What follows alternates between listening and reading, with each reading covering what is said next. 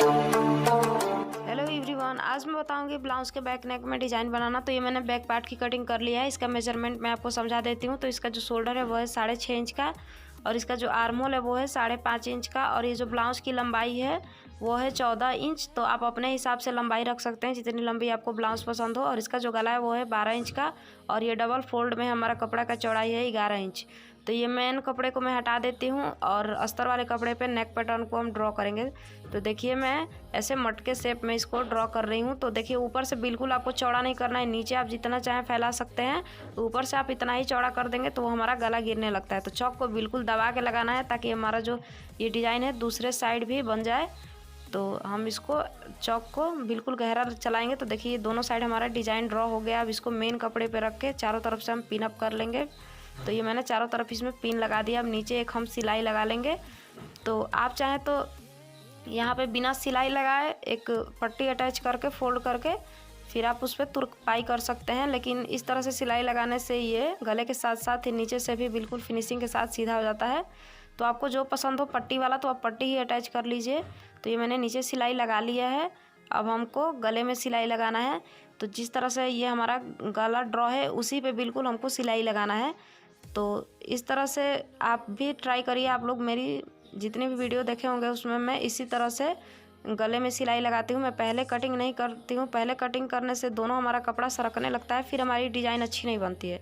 तो आप ऐसे ही डिज़ाइन बनाइए, डिज़ाइन जैसा आप ड्रॉ करेंगे वो बिल्कुल वैसा ही बनेगा। तो ये मैंने गले में सिलाई लगा लिया है। मैं पिन को हटा दूँगी, और ये जो गला का एक्स्ट्रा कपड़ा है जो हम पहले कटिंग करते हैं उसको अब हम कटिंग करेंगे आधा इंच छोड़ के। तो आपको बिल्कुल सिलाई में चिपका के नहीं काटना है, आधा इंच छोड़ के काटना है। फिर इसमें से हम छोटे छोटे कट लगा लेंगे। कट लगाने से ये होता है कि हमारा गला बिल्कुल फिनिशिंग के साथ सीधा हो जाता है, उसमें कोई खिंचाव नहीं आता है। फिर उसको हम ऐसे कमर वाले साइड से देखिए हम सीधा कर लेंगे। तो कमर वाले साइड से हमको सीधा कर लेना है।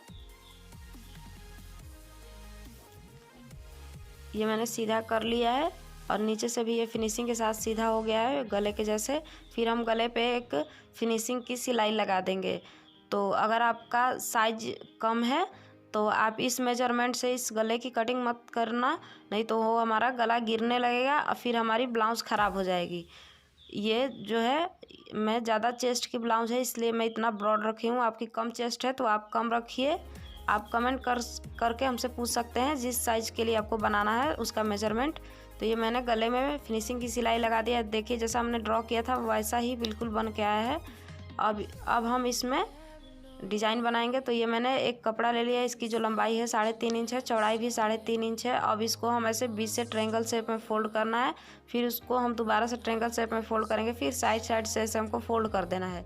तो देखिए कुछ इस तरह से बनाना है। तो चलिए मैं एक बार आपको और दिखा देती हूँ। पहले हमको ऐसे ट्रायंगल शेप में बीच से फोल्ड करना है, फिर एक बार और हमको ट्रायंगल शेप में फोल्ड करना है, फिर साइड साइड से फोल्ड करके इस पर आप एक रफ स्टिचिंग चला लीजिए। इससे ये हमारा फिक्स हो जाएगा। तो आप चाहें तो बिना स्टिचिंग किए डायरेक्ट गले में ऐसे बना के लगा सकते हैं, लेकिन ऐसे ये बिल्कुल हमारा अच्छे से बन जाता है।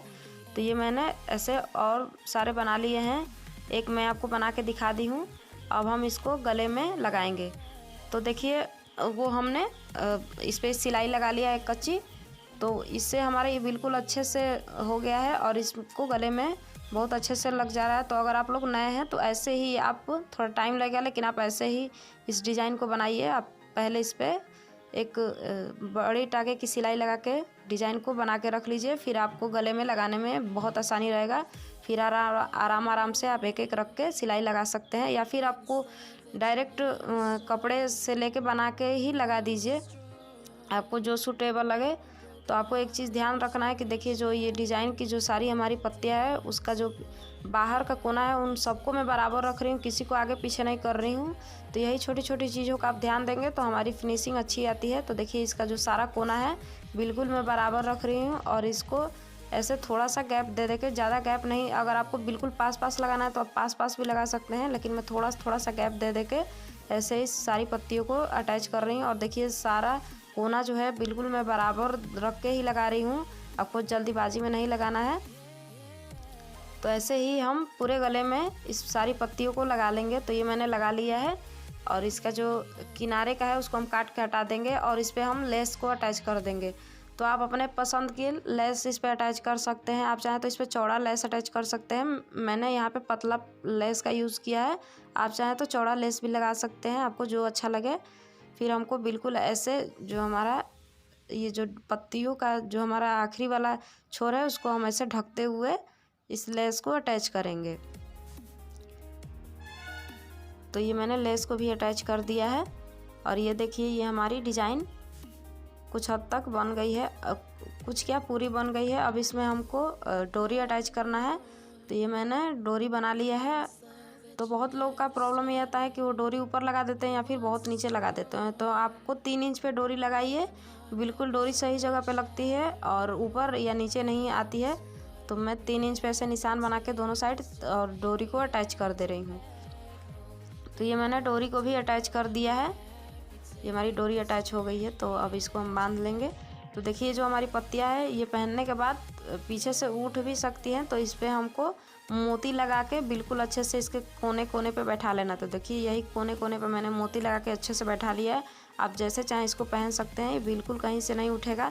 तो आप लोग कमेंट करके ज़रूर बताइएगा कि ये डिज़ाइन आप सबको कैसा लगा या आपने कैसा बनाया है। Thanks for watching.